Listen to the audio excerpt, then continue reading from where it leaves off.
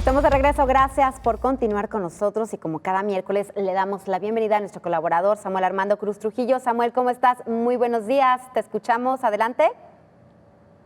Buenos días, Cecilia. Estoy bien, muchas gracias. Qué bueno, Samuel, pues qué gusto saludarte como cada miércoles. Pues hoy vienes con un tema muy interesante, el Instituto Tavistock. ¿Qué es este instituto?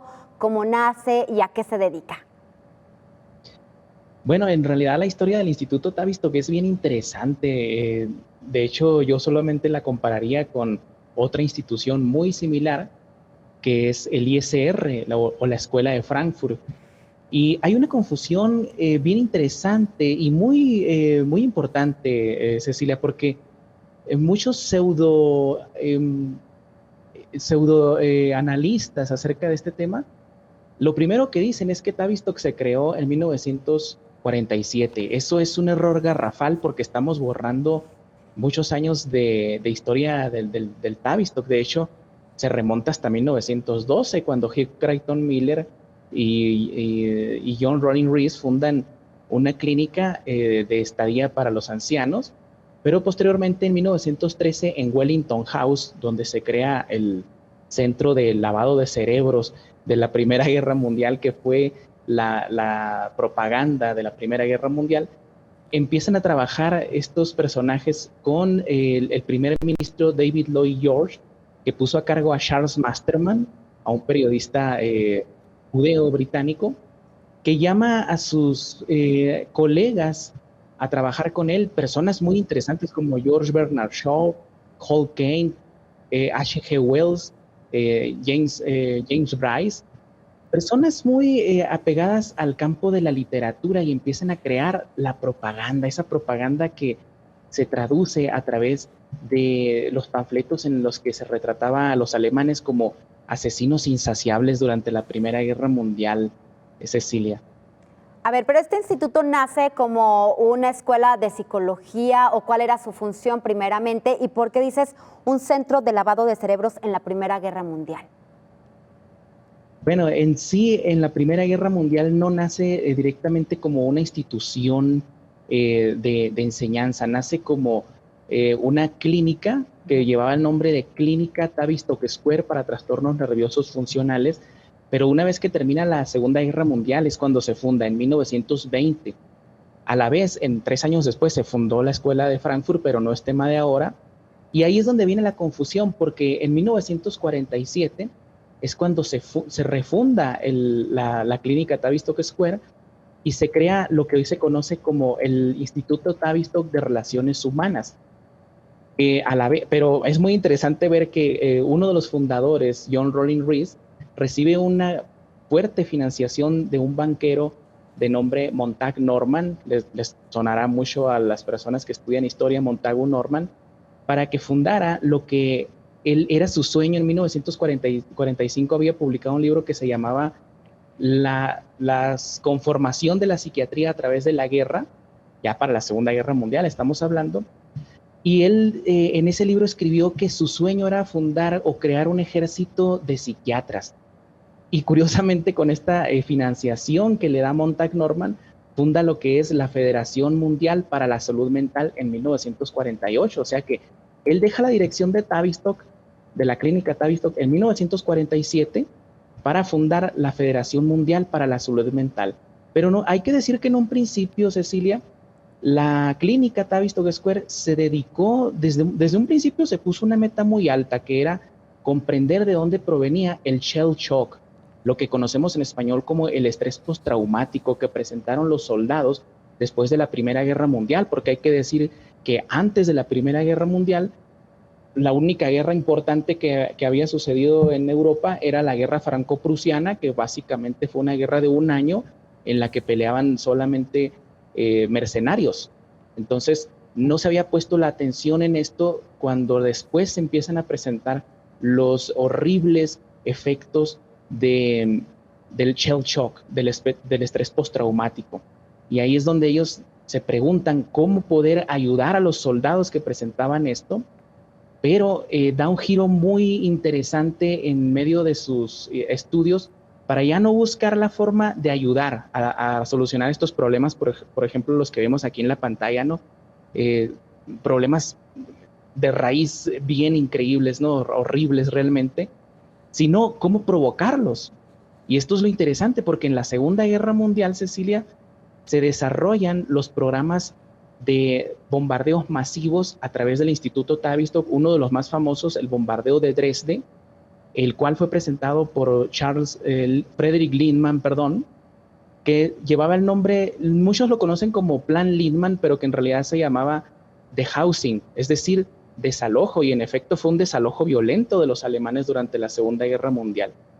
A ver, vamos por partes. En la Primera Guerra Mundial nos comentas que nace, bueno, buscaban el objetivo de apoyar, de ayudar a los soldados con este estrés postraumático. Entonces, bueno, el objetivo era bueno, ¿no? Por parte de Tavistock. ¿Por qué hace ese giro? En ese entonces, ¿ayudaron o no ayudaron a los soldados? ¿Era un experimento? ¿Era la primera vez que lo hacían? ¿Y cómo fue avanzando ya a ese giro que nos comentas de lo que sucedió en la Segunda Guerra Mundial? Pues es muy importante tu pregunta, porque en realidad estos estudios del estrés postraumático se remontaban hasta 1901, cuando Iván Pavlov lleva a cabo sus famosos experimentos con los perros, ¿no? En donde los traumatizaba, y él descubre lo que es la neurosis experimental. Y esta neurosis experimental en realidad era un arma que aplicaron los bolcheviques, y esto yo sé que a muchos les va a doler.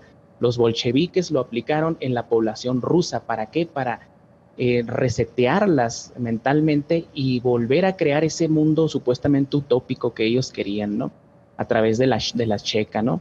Entonces, Tavistock recoge esos estudios y los lleva a su máxima expresión, que es cómo crear en todo un continente una especie de estrés postraumático para toda la población. Ahora que habían aprendido durante la Primera Guerra Mundial que se podían crear estos efectos nocivos en la mentalidad de las personas, querían aplicarlo en una población, y no solamente sobre los alemanes, sino sobre todo los europeos. Esto yo sé que es algo que a muchos historiadores les va a chocar que lo diga, pero es así, no es algo que me esté inventando.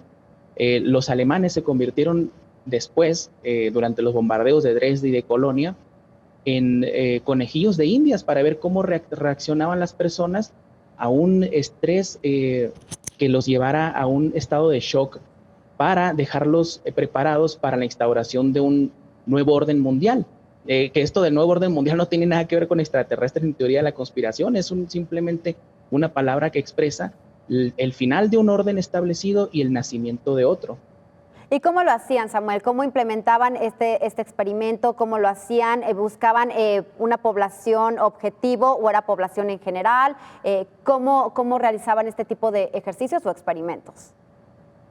Cuando se van a la Segunda Guerra Mundial, una de las soluciones que se propone dentro del Instituto Tavistock, porque hay que decirlo que Tavistock se convierte en el cuartel general del ejército británico y norteamericano, porque pareciera como que el ejército británico toma el control de Tavistock, pero en realidad, como Michael Minichino lo describe, fue Tavistock quien ocupó ese lugar y tomó el control de las fuerzas, sobre todo aéreas, británicas y estadounidenses, y les propone llevar a cabo ese experimento.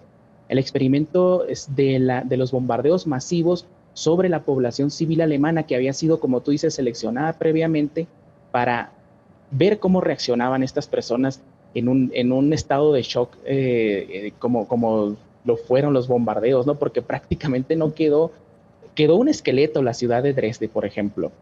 Había personas, Cecilia, que querían huir, que se escondían en los subterráneos en Dresde y en Colonia, y era tan intenso el calor de los bombardeos que morían como si estuvieran en el efecto de un horno de microondas o un horno cualquiera, ¿no?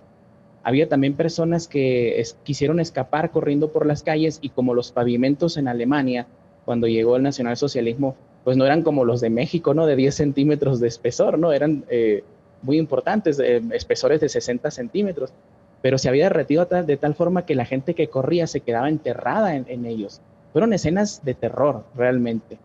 Luego, posteriormente, se crean estas reacciones que muchas personas no creen todavía que sucede, pero en efecto el tipo de explosivos que utilizaron contra los alemanes creaba una especie de torbellinos de fuego que podía arrastrar hacia las llamas a personas que iban corriendo a 100 metros de distancia.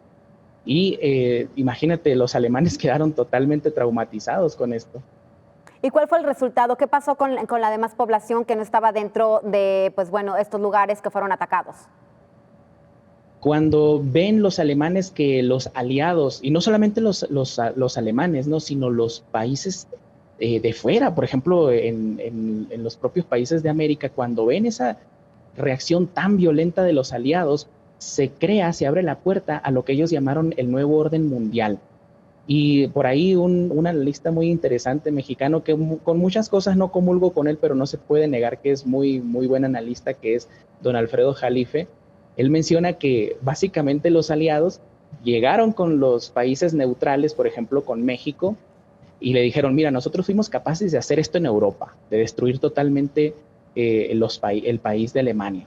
Lo que tú tienes que hacer de ahora en adelante en este nuevo orden mundial es dedicarte a ser proveedor de materias primas. Es por eso que México, por ejemplo, hasta ahora no ha desarrollado refinerías de gasolina, etcétera, ¿no? Mucha tecnología, porque los aliados se hacen los dueños del mundo, así literalmente, e imponen sus reglas a través de la ONU, de la renacida Liga de las Naciones, que no había sido muy efectiva, que digamos, crean la ONU, y los brazos que se desprenden de la ONU sirven como las instituciones de gobernanza global que les permitieron a ellos tomar por mucho tiempo el control del mundo, hasta ahora que China al parecer les está poniendo una especie de freno, ¿verdad? Actualmente existe el Instituto Tavistock y bueno, aquí nos hablabas de los mecanismos que utilizaron en guerras, pero se pueden utilizar también en otras maneras, por ejemplo, en nuestra vida cotidiana. ¿Algún ejemplo que nos pudieras poner?